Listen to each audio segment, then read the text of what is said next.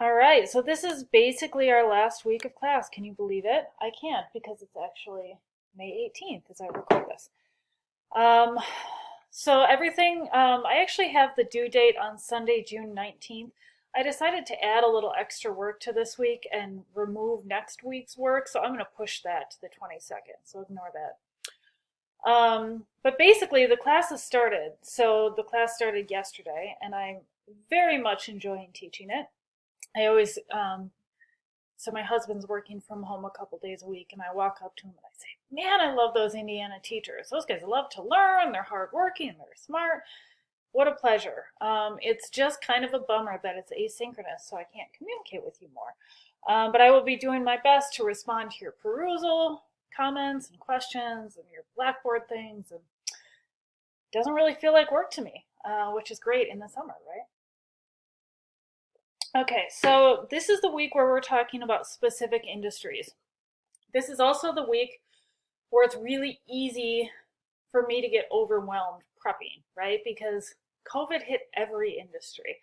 So which ones am I going to cover? Well, I'll talk about how I'm going to handle that. But basically, the first thing I'm going to do is just talk about things I've learned throughout the years teaching. I've had several cohorts of students write papers interviewing someone about COVID. I've taught a lot of classes with COVID topics. So basically, there's some things I learned. But then, you guys are doing interviews. And so I think you have as much to share as I do. So there's going to be a little interactive part where you put down some things you've learned. There's also some perusal articles that I find the most helpful of all of them that I've used.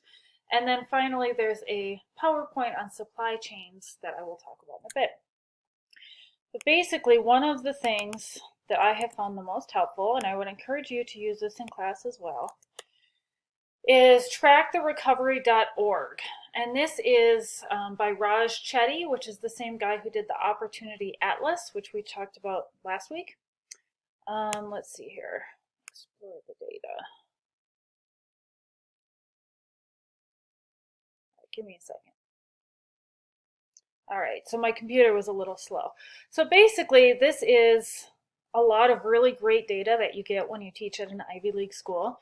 And it's put together in this super helpful way.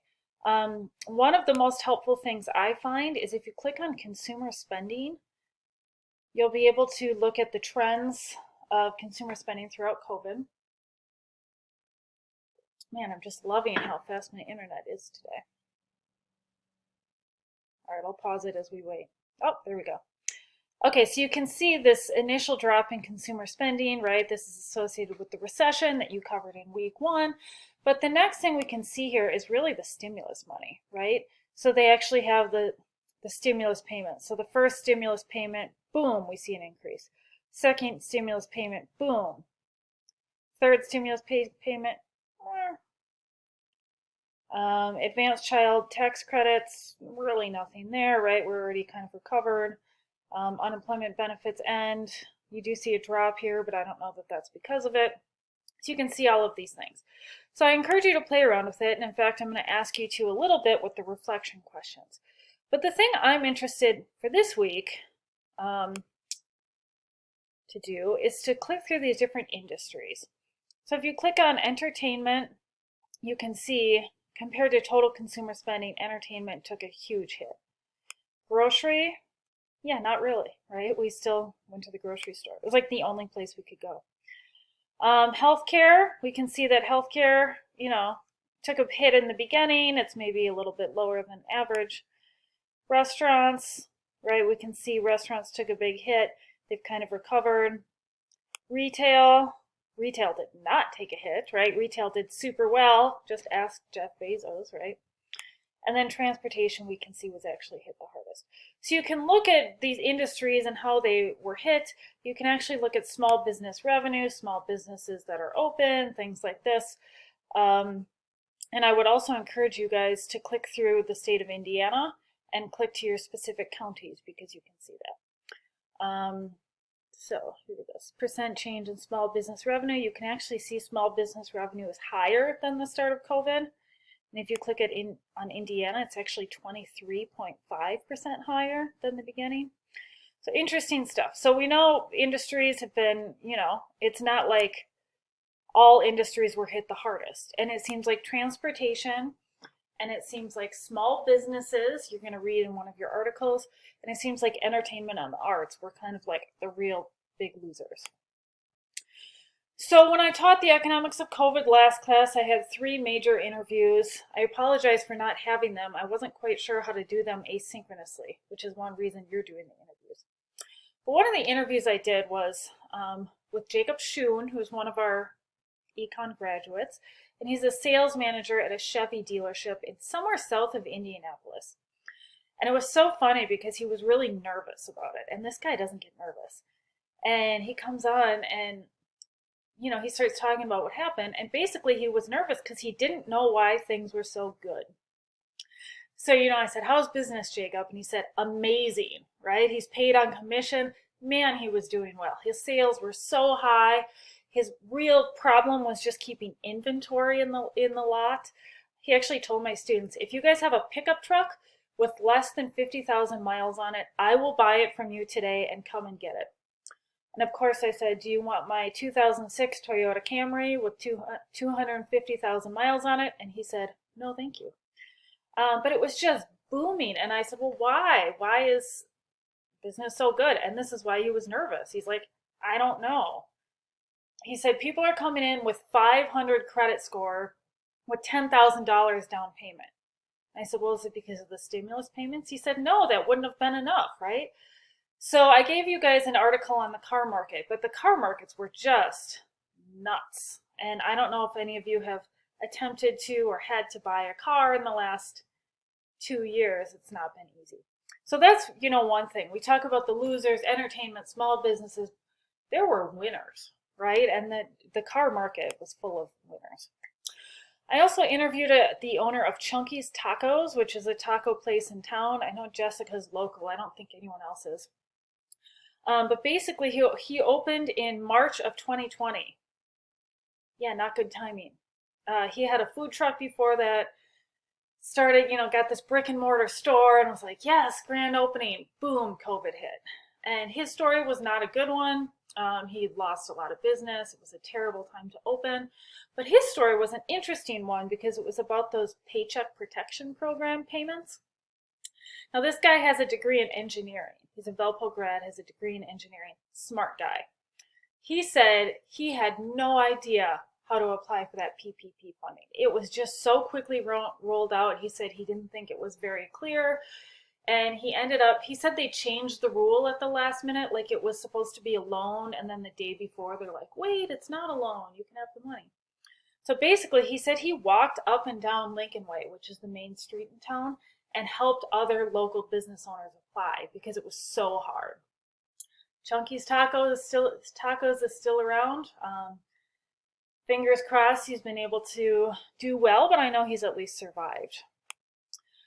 Now, this other interview that I did was this organization called Market Wagon. And basically, I'm a consumer of Market Wagon. I love it. And I just sent this random email and I said, hey, could someone interview be interviewed for my class? And the CEO said, sure. So this guy came, and now I'm forgetting his name, of course. And basically what happened with Market Wagon. Okay. So what this is it's a way for you to buy farmers market produce and other goods. So you've got farmers, they've got the products, you've got consumers, they want the products. This connects them. And so if I go on Market Wagon, I can buy lamb, I can buy basil, I can buy all of this stuff. It's like my dream because I'm kind of a foodie. And what happened is when COVID first hit, a couple things happened. One, we didn't want to go to the store, right? So we started buying everything online. So sales went up crazy high.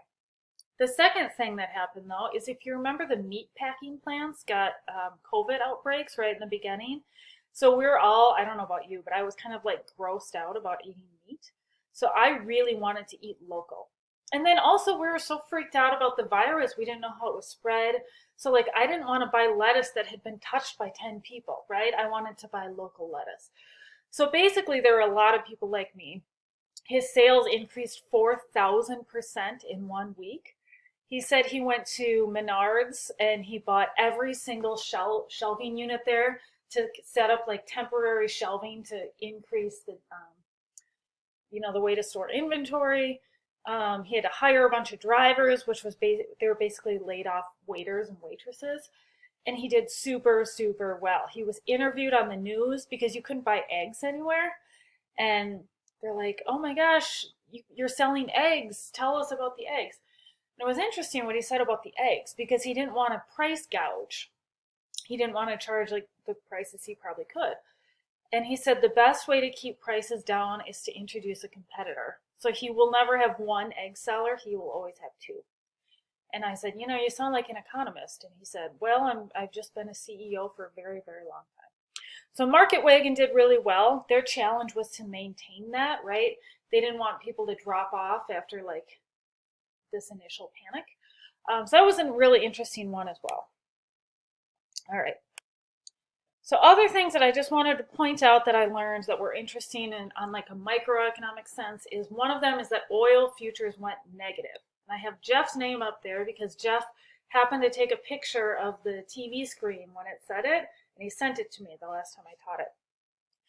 But I'm currently reading your guys' comments on the Consumer Price Index report from April of 2020.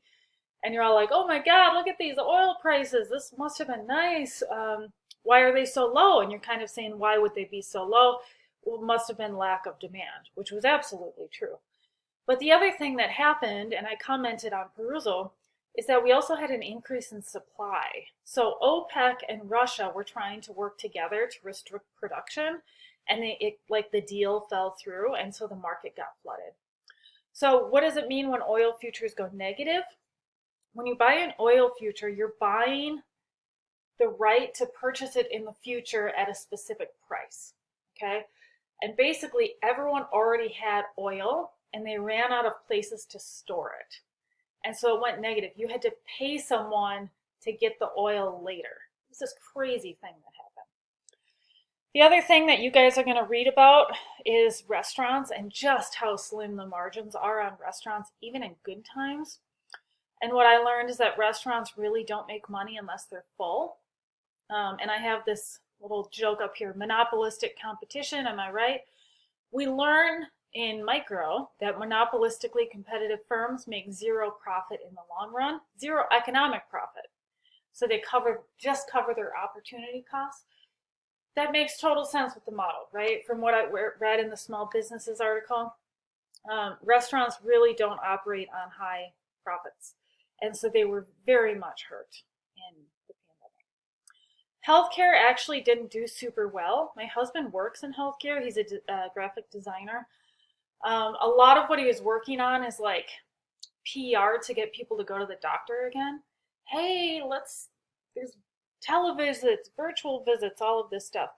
So even though there was like the increase in healthcare, because of COVID, it did suffer in the other areas. And I've had students do interviews with people in other areas like medical device manufacturing, and they took a hit as well. The PPP, Paycheck Protection Program payments were regressive. What do I mean by regressive? It hits lower income people harder. So like the benefits go to the higher income people. And they really didn't work. It cost between $169,000 and $258,000 per job saved.